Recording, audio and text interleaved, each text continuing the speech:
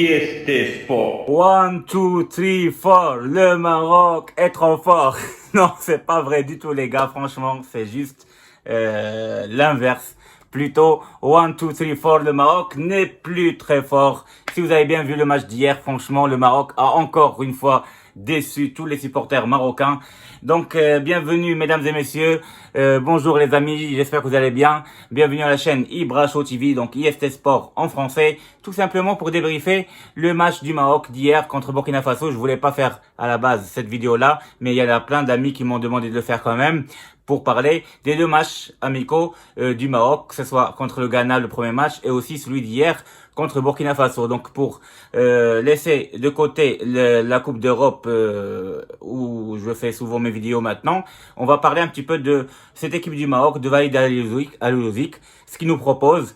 Et franchement, si je vous dis le Maroc n'est plus trop fort, c'est que c'est vrai, c'est qu'il nous déçoit de plus en plus, malgré que les résultats sont présents. C'est vrai que le Maroc gagne depuis longtemps maintenant, il gagne les matchs, que ce soit 1-0, 3-0, ça dépend des matchs, etc. Mais au fond, dans le fond, le jeu, il est médiocre. Hier, par exemple, le Maroc, il était, si contre Ghana, il était très moyen le jeu, hier, c'était pratiquement médiocre le jeu. Et on a réussi à marquer un but sur coup franc de Achraf Hakimi qui nous a sauvés. Franchement, s'il n'y avait pas Ziyech et Jawad Yamer contre Ghana, et hier aussi Achraf Hakimi, ces deux joueurs-là, franchement, on allait peut-être perdre hier, parce qu'à un moment donné, les Burkinabés commençaient à attaquer et faire des contre-attaques en fin du match, et ils pouvaient même gagner. C'est vrai qu'il y avait un penalty, un contact, on pouvait signaler penalty pour Burkina Faso, mais au premier mi-temps aussi, Rahimi, on aurait pu aussi signaler un penalty pour lui. Mais donc voilà, donc pour parler de cette équipe du Maroc, donc du match d'hier surtout, 1-0 pour le Maroc, le résultat, il est là, il est présent, parce que battre Burkina Faso qui était première de son groupe pour se qualifier à la Coupe d'Afrique, ça veut dire que c'est bien, mais le jeu n'était pas là du tout. Pour revenir à ce match-là, on va tout d'abord parler du match contre le Ghana. Le Ghana, c'est une équipe, on sait très bien, qui est très forte, mais elle est en plein construction. Ils ont gardé les deux joueurs Ayo, mais ils ont des jeunes joueurs qui commencent à retrouver leur système de jeu comme avant, aux années 2010, 2014, où ils étaient très très forts.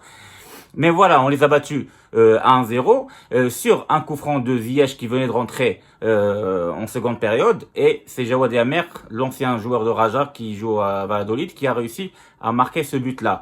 Mais sinon, à part la défense qui était complète et qui jouait très bien, et le gardien Bono aussi, et même le milieu défensif Amrabat, franchement, le reste, c'était très très très moyen. Ça veut dire qu'on n'avait même pas d'occasion franche contre le Ghana, à part une occasion ou deux, et on n'a pas vu franchement les attaquants marocains, que ce soit Nasséré, etc. Donc on commençait à se poser des questions, on avait quelques doutes par rapport à cette équipe-là. On voyait qu'il n'y avait pas de Nsijam. Nsijam, c'est quoi? Ça veut dire qu'il n'y avait pas cette qualité de jeu entre les joueurs, ça veut dire d'une manière facile, jeu fluide, avec des 1-2, les jeux en triangle, etc. Donc voilà, il n'y avait pas encore cette façon de jouer qu'on appelle le vrai football, la tiki-taka facile à la marocaine, et pour pouvoir organiser le jeu et aller vers l'attaque et marquer des buts, ou tout simplement créer au moins des occasions franches et qui permettent de tout simplement voir un très beau match de football. Contre le Ghana, donc c'était plus défensif et c'était bien organisé en défense, mais on avait dit, je pensais qu'on allait avoir un match meilleur contre Burkina Faso avec une bonne défense, et on allait régler l'attaque, les problèmes d'attaque, avec notamment Rahimi qui a joué d'ailleurs, et pourquoi pas Ben Sharqi et le Kaabi aussi, parce qu'on sait très bien que l'Arabie ne pouvait pas jouer avec ses problèmes liés à la justice. Donc voilà, donc malheureusement Vaïd, il a changé, il a chamboulé l'équipe encore une fois. Il a mis 16 changements, dont le gardien Mounir Mohamdi qui a fait un très très bon match hier. Et la défense, il a mis Chakla, il a mis Achraf El-Zahra qui n'a jamais joué, ça fait pratiquement je sais pas combien d'années qui est remplaçant, ou il n'a même pas. C'est vrai qu'il a défensivement, pour moi j'ai pas trouvé qu'il était faible, mais après il était pas là pour faire les allers-retours, et physiquement, il n'est pas prêt pour monter trop, etc.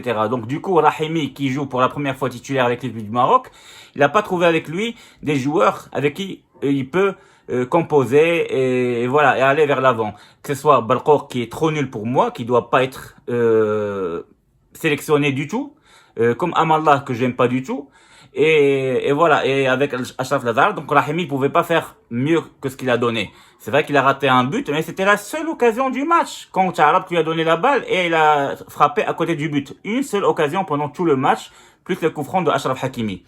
Achraf Hakimi, quand on le joue en arrière droit comme ça, très bas, bah c'est plus son style, c'est plus son poste parce que maintenant il joue souvent en 3-5-2, que ce soit avec l'Inter Milan, avec Dortmund avant, et donc il n'arrive plus à jouer autant qu'arrière droit. Donc lui, franchement, il veut monter. Et d'ailleurs, quand il a fait, il a mis Ziyech en meneur de jeu autant que playmaker. Rahimi, il est monté devant et là on commençait à voir que le Maroc pouvait mieux jouer en deuxième mi-temps, alors que la première mi-temps il y avait rien du tout du côté du Maroc.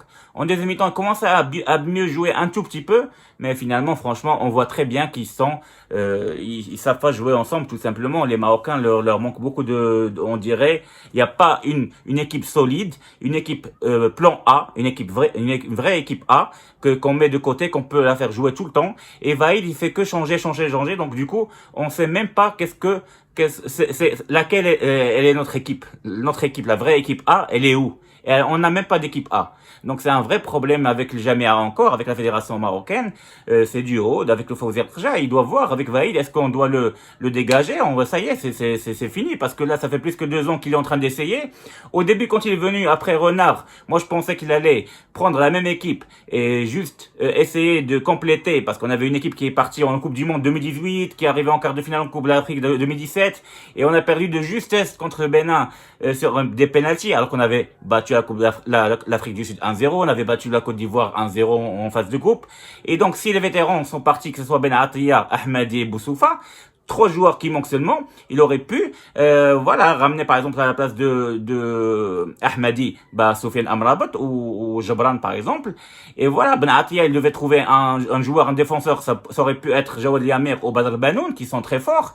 Et voilà, ça s'arrête là. Après, devant, il aurait pu laisser les mêmes joueurs. Maintenant, on a vu très bien qu'il manquait des joueurs offensifs qui soient forts, comme à l'époque de Bouffal, quand il rentrait, il changeait le match en quelques dribbles, etc.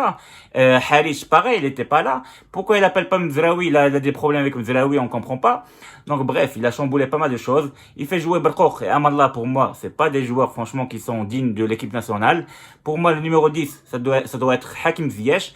Et il doit jouer en triangle au milieu de terrain avec Soufiane Amrabat et Charabj ou Hadid par exemple. Mais voilà, et après laisser les côtés, comme ça s'il y a Bouffal qui revient, il peut jouer côté gauche avec Rahimi ou Bouffal, et à droite Ben Cherki, où on peut mettre aussi une série, pourquoi s'il est très en forme, pourquoi pas. Après devant, franchement, il faut voir, est-ce qu'on peut mettre El Kabi ou quelqu'un d'autre, je sais pas, est-ce qu'on peut ramener Hamdallah? C'est un peu trop tard, mais en tout cas on n'est pas prêt du tout pour les qualifications de la Coupe du Monde, on le voit très bien. Donc le Maroc il est faible en ce moment, je sais pas qu'est-ce qu'on va faire. J'espère que finalement ils vont changer cet entraîneur. Peut-être qu'on va lui laisser un petit peu de temps pour voir qu'est-ce qu'il va faire contre le Soudan, qui est une équipe très forte et qui est très bien organisée en qualification de Coupe du Monde. Est-ce qu'on va arriver à les battre et avec du jeu, du style?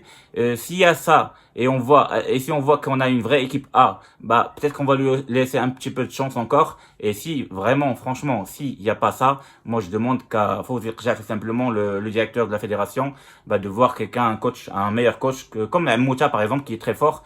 Pourquoi pas franchement de prendre l'équipe A, parce que là on va tout droit vers le mur et on va avoir que on va même pas se qualifier à la Coupe du Monde, c'est sûr et certain. Et en Coupe d'Afrique, on va sortir, je pense, au premier tour ou au maximum au 8e de finale. Voilà, donc ça c'est mon avis. Le Maroc pour moi, il a déçu malgré le résultat. Il est 1-0. C'est vrai que ça fait 19 matchs qu'on perd pas, mais ça y compris les 6 matchs des locaux qui ont gagné la Coupe d'Afrique des locaux.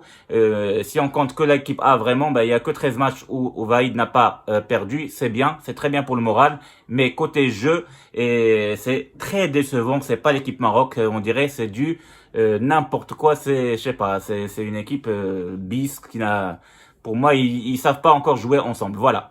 C'est tout ce que j'ai à vous dire. Merci de m'avoir suivi encore une fois. Merci de liker et de partager. N'hésitez pas à s'abonner. Et je vous dis à très bientôt. On va parler de la Coupe d'Europe. Voilà. Ciao, ciao les amis. Au revoir.